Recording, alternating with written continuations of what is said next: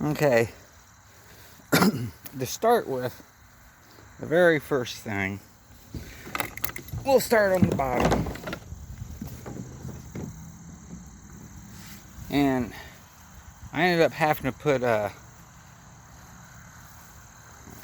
got some plastic stuff all the way down the middle there, because I was getting some really bad scrapes. I sure wish they would make them things more stronger, I guess is the word, on the bottom. And because I was getting all sorts of scrapes and a couple deep little gouges just from trying to haul it to the river and the lake and everything. They don't give you very good access, and when they do, they're still crappy for trying to get a kayak on there. And I've built me a cart to roll it, but sometimes that works good for long distance on pretty well level ground. But other than that, sometimes it just don't work, and I can't really keep everything in there because it still wants to fall off and everything. Maybe I need a different cart. But anyways, I put some Gorilla Tape on here. You can see, since I've put that on, all the scuffs on it. I'm pretty hard on them. But it's so flimsy. I mean, it's kind of soft and it just cuts easy. But anyways, what do you expect for just under a $500 kayak? But then my next con, I guess, thing I don't really like. I thought I liked it at the beginning, and it's good at times, but is this wheel thing, and that's getting all scraped up. But if you're, say, even on a ramp, or on a, hauling it down places, if there's any gravel anywhere, any small rocks or anything, it will get up in there and get all caught up and stuck way up in there. Got to get a screwdriver to undo it. So I'm not really liking that, because a lot of times that ends up being a pain. It gets stuck and then you're just dragging it, like more or less as you're dragging it. And pretty much that's it on the bottom. Like I said, I wish they would design that wheel a little better or something where gravel wouldn't get stuck in there. But I don't know how they would be able to do that. But it does work when you're on completely smooth surface. Alright, let's flip you back over. Alright, we'll start up here in front. Well, first thing, I'll show you what I've added on this stripped down version. I've added these Scotty rod holder mounts, gear tracks, low profile. I added 2 long ones there, 2 mediums there, 2 1-inch, I guess they are, there. And I added 2 more 1-inches back here, and then 2 more mediums here. I'm still thinking about putting a couple more 1-inches on a couple different places. And then their gear track is flimsy as heck. And for my metal rod holders, made my own design here and over there. I had to cut this, got a cutting board from Walmart. Just cut them because when the rod would be in there, it would want to bend, and this helps keep the pressure off of it from bending all the way over. This ends up stopping it, so that helps a bit. Would like to maybe get some of them smackdown rod holders. I think they may work, but where they got the eye bolts, or these bolts here at, is in the middle, so a lot of that would be sticking over on this side. And I'd just have to cut, or have them put holes farther to one side to where it would come over and rest against the kayak. Then I've added a couple eye bolts, I guess, or whatever the things are called. I can't remember. There, and then one over there, and one right down here. And I've added my own anchor trolley for now. Got one on both sides. And the reason was I was going, yeah, sometimes I can still do it, but depending on how I'm at or whatever, I can put it on either side. But on this side here, I usually keep my fish finder over here, and it ends up getting in the way. But I've done something different. That was my main purpose for that one over there, was I would put my anchor on here, and then I put a little baby drift sock on this one, and then when I take it back, the anchor is going out that way. I was having trouble with me swaying this way and that way a lot, and if there's a little breezy or something, it pushes me one way or the other. And with the drift sock hanging out the front and the anchor in the back, that really does help if there's any type of current. Keeps me more straight. So I do like that at times. It does work. But you do have to have current. If there's no current, it ain't working. But I've got that on there for now. Probably get me a better one someday. That's where I added these two cleats. One over there, one over there. That's where I can tie off from for my stake or anchor. And my clamp for trees. Alright, it didn't come with no scupper plugs, so I had to get my own. And then I only found 4, and I made a couple for the rest of the holes. Usually I don't keep that in. My bait tank usually ends up putting water in there. Alright, back to the kayak. First thing I noticed was I had to tighten down every screw. Every screw was a little loose, and I kept getting water in.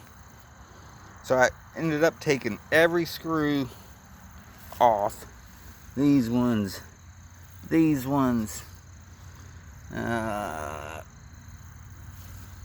every one that, I added them. These, I had to take all them screws out. Them ones over there. Them handles. This handle. I added that track there too. Little track there. I took these out. Took all these off. It was all loose, but I ended up putting silicone in each one. That handle. And that's helped a lot. These ones here are riveted, so I can't do nothing there. Same thing with the foot pedals. But that has helped on some of it. I don't get nearly as much water now. Okay. Other thing, the handles are good. So far, they've seem to be strong and everything. The rod holders that came with it, I use sometimes, but not very often. I usually put my net or something in there. They're just at a bad angle. I wish they would have turned more this way. So they was coming out more this way instead of straight out this way. They ended up being in my way a lot of times. The foot pedals, they're good so far. They've been good.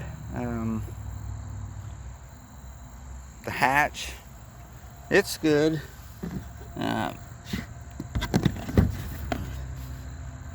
Keep me a little box in there with some supplies. So far, sometimes I put stuff in there, sometimes I don't. And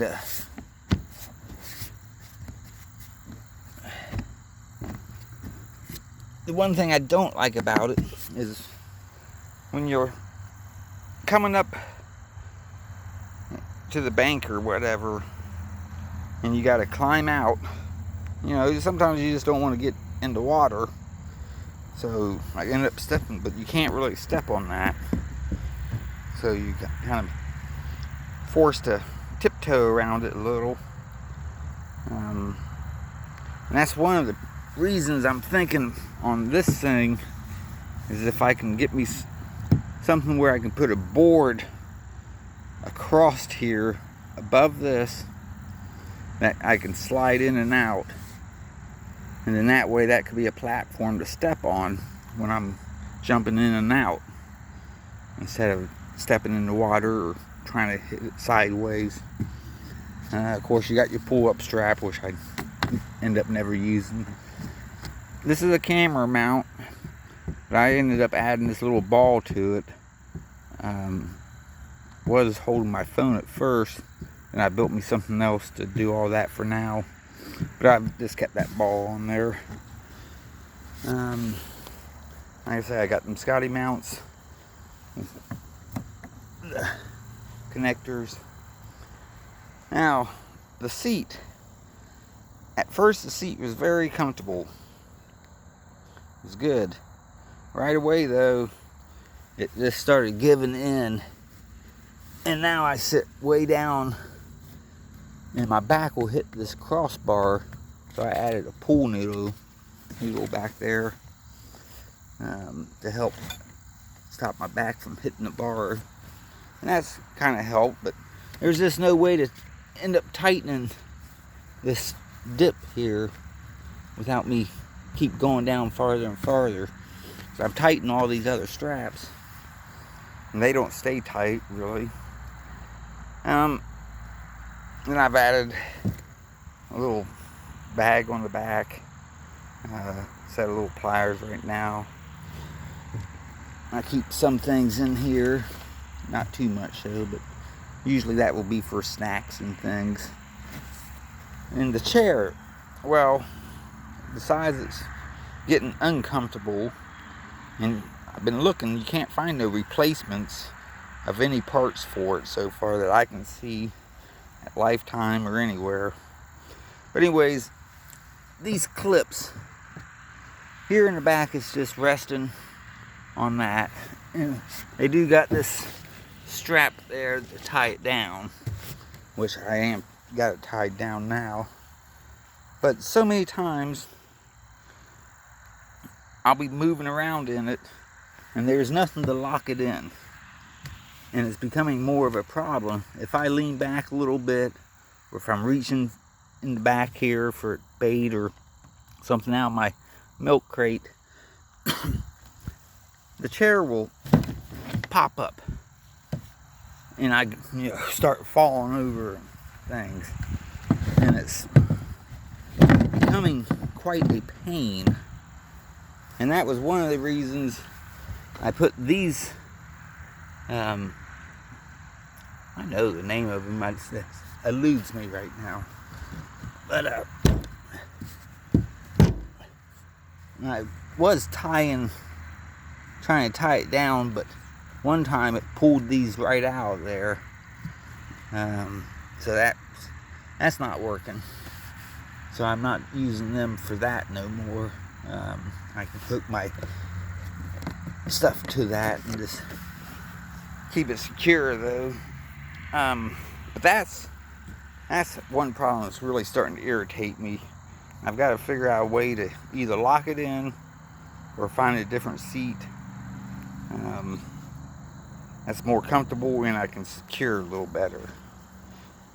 Other than that, there's some things that it's pretty sturdy in some places. In some places it's real flimsy. Right off the bat, I can't remember where. Pretty sure it was right in here. Or no, it was on the bottom in this back section. It was real thin filling. I mean, you could just, rest of it was pretty hard except for right back there. Alright, pretty much that's the stripped down version. It used to glide across the water real quick when I first got it, but now that I got the tape on it and all the little bumps in the tape and cuts, I think it's knocked me down, because I used to get like 3 miles an hour paddling when it was new. Now I can get about 2.5 miles an hour, and that's just in flat water, no current or anything, like on a lake or whatever. I used to be able to get 3, now I get about 2.5, 2 most of the time when I'm really loaded down, which is fine. I'm still moving along, and it tracks good. Of course, I got my little blue cat sticker there. I can see it's already getting damaged from the anchor trolley. And on this side, got my sticker and my favorite fish of all, Mr. Flathead. But so far I ain't put too much more on it. But other than that, let me go get the box and I'll show you some of the other additions and how I got it set up.